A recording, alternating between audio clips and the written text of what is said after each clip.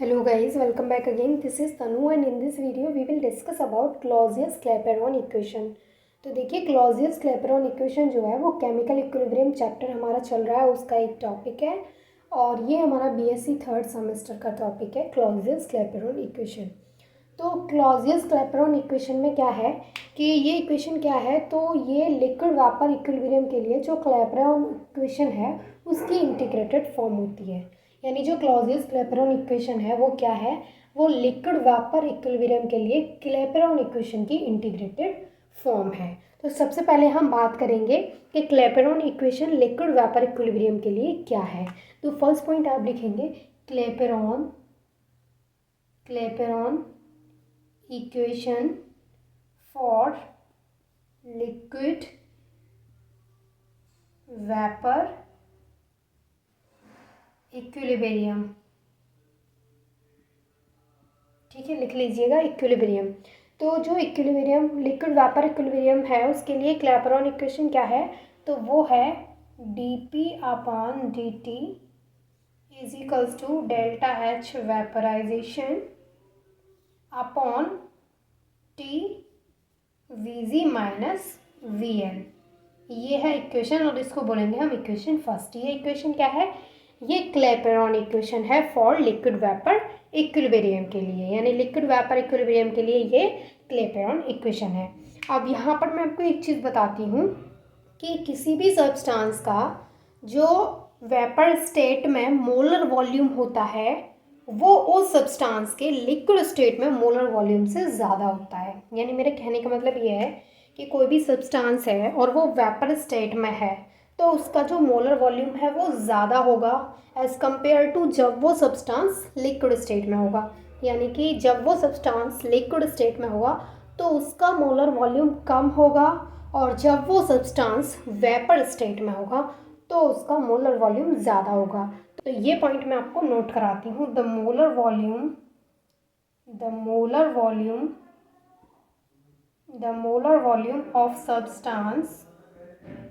of substance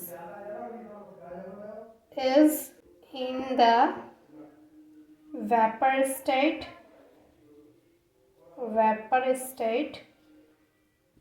is, यहाँ पर is नहीं आएगा. The molar volume of substance in the vapor state is considerably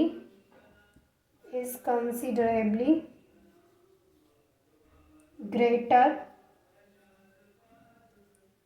than that in liquid state.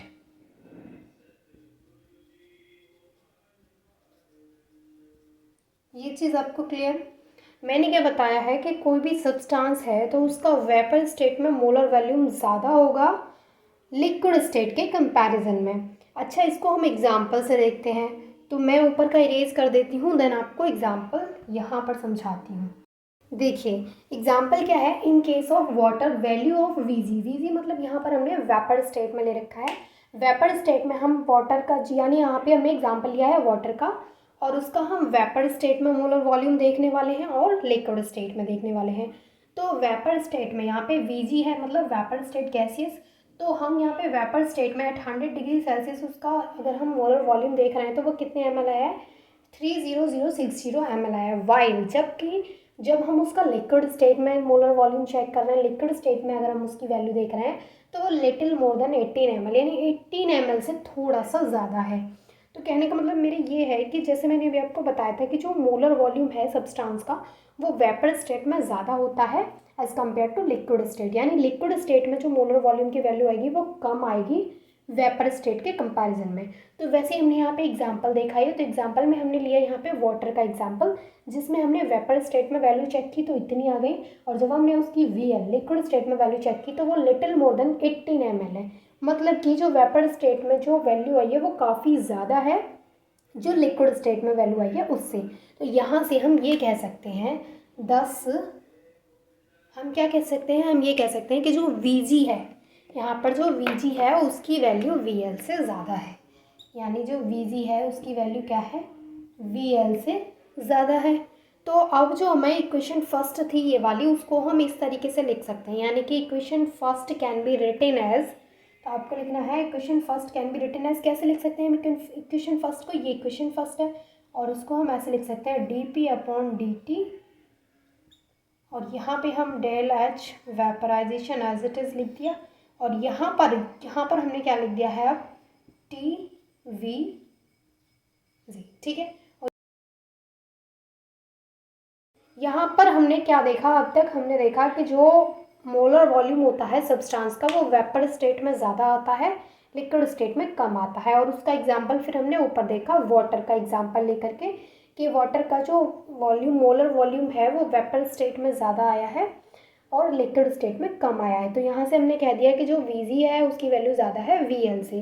अब हमने जो इक्वेशन फर्स्ट है उसको इस तरीके से लिख लिया, तो हमें ये इक्वेशन सेकेंड मिल गई। अब हम क्या करेंगे, देखिए अब मैं इसको यहाँ से इरेज कर रही हूँ आगे का समझने के लिए। देखिए अब जो आइडियल गैस इक्वेशन है फॉर 1 मोल, वो क्या है, आइडियल गैस इक्वेशन फॉर 1 मोल। तो आइडियल गैस इक्वेशन क्या होगी फॉर 1 मोल, वो होती है PV = RT। हम लिखेंगे आइडियल गैस इक्वेशन फॉर 1 मोल, तो हमने लिख दिया है PV = RT। अब ये जो हमने यहाँ पे PV = RT लिखा है इसको हम इस तरीके से भी लिख सकते हैं, और यहाँ पे हम ऐसे लिख सकते हैं इसको और करके Vg = RT/P। तो यहाँ पे हमें किसकी वैल्यू मिल गई है, Vg की वैल्यू मिल गई, यानी हमने क्या कर दिया इसको रीअरेंज करके लिख दिया है। तो यहाँ हमें Vg की वैल्यू क्या मिली है, RT/P। तो ये जो हमें Vg की वैल्यू मिली है उसको हम इस इक्वेशन में यहाँ Vg की जगह पे रख सकते हैं। तो हम क्या कर देंगे, हैंस इक्वेशन 2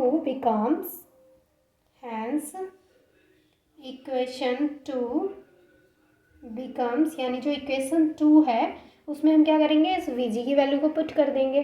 तो जो इक्वेशन 2 है वो क्या आ जाएगी, dp/dt = delta H vaporisation, T यहाँ पे आ जाएगा, P ऊपर, P/RT। इस तरीके से क्या हो जाएगी, हमें ये इक्वेशन थर्ड मिल जाएगी। अब जो हमें इक्वेशन मिली है इसको हम क्या करेंगे, इसको हम रीअरेंज करके लिखेंगे। और जब हम इसको रीअरेंज करके लिखेंगे तो हम कैसे लिखेंगे इसको, देखिए ये जो इक्वेशन मिली है हमें इसको हम रीअरेंज करके लिखेंगे तो हम लिखेंगे dp/dt एज इट इज़।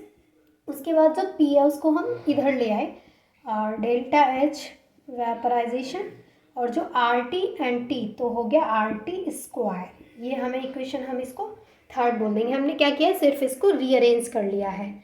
अब हम इसको दोबारा से रीअरेंज कर सकते हैं, तो मैं ऊपर का इरेज कर देती हूँ, ऊपर मैं आपको करके बताती हूँ उसको और कितने तरीके से हम इसको रीअरेंज कर सकते हैं। तो इसको हम एक और तरीके से क्या लिख सकते हैं, हम इसको ऐसे लिख सकते हैं 1/P × dp/dt = delta H VAP upon, यहाँ पे कर देंगे हम RT²। यहाँ तक अच्छे से क्लियर है। इसको एक और तरीके से हम कर सकते हैं रीअरेंज, उसमें हम क्या लिख देंगे, देखिए हम इसको ऐसे भी लिख सकते हैं dlnP/dt = delta H as it is, और यहाँ पे हम RT², और इसको बोल देंगे हम इक्वेशन 4। इक्वेशन 4 के बाद यहाँ पर है assuming that delta H vaporization remains constant over a small range of temperature then we have, यानी कि यहाँ पे अज्यूम किया गया है कि जो डेल्टा एच वी है वो रिमेन्स कांस्टेंट है over a small range of temperature.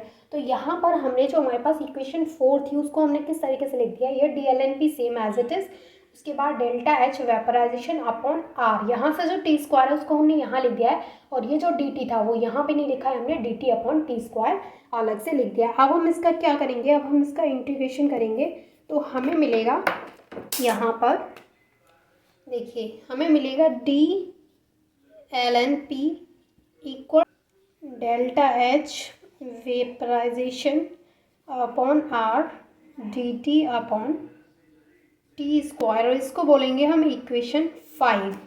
अब ये जो हमें इक्वेशन 5 मिली है इसको हम एक और तरीके से लिख सकते हैं जिसको मैं ऊपर लिखूंगी, ठीक है। जो हमें इक्वेशन 5 मिली है उसको हम रीअरेंज करके लिखेंगे। तो यहाँ पर जो हमें इक्वेशन 5 ये मिली है इसको हम एक और तरीके से लिख सकते हैं, इस तरीके से LNP = delta H vaporization upon R 1/T + C। इस तरीके से भी हम इसको जो इक्वेशन 5 मिली है उसको रीअरेंज करके लिख सकते हैं। तो इसको बोलेंगे हम यहाँ पर इक्वेशन 6। यहाँ पर दे रखा है equation 5 can also be integrated between limits of pressure P1 and P2 corresponding to temperature T1 and T2। यानी यहाँ पर हम इन लिमिट्स के बीच में इसको इंटीग्रेटेड कर सकते हैं जो हमें इक्वेशन 5 मिली है। तो हम कैसे करेंगे, देखिए मैं नीचे वाला भी इरेज कर देती हूँ। इन लिमिट्स के बीच में करेंगे तो हम लिखेंगे D ln P और pressure P1 and P2 equal delta H vaporization upon capital R, और यहाँ पर dt अपॉन T स्क्वायर, और यहाँ पर टेम्परेचर T1 एंड T2। अब यहाँ से हम क्या करेंगे, ln P2 एंड P1, यानी जो ln P2 एंड P1 है उसकी वैल्यू हम यहाँ से निकालेंगे। तो यहाँ पर क्या हुआ है कि हमने ln P2 अपॉन P1 की वैल्यू को निकाला तो हमें ये वैल्यू यहाँ पर मिल गई है। और ये जो इक्वेशन 7 है इसको ही क्लॉजियस-क्लैपेरॉन इक्वेशन कहते हैं। तो मुझे लगता है आपको ये क्लियर हो गया होगा कि क्लॉजियस-क्लैपेरॉन इक्वेशन को किस तरीके से फाइंड आउट करते हैं। And thank you so much for watching this video.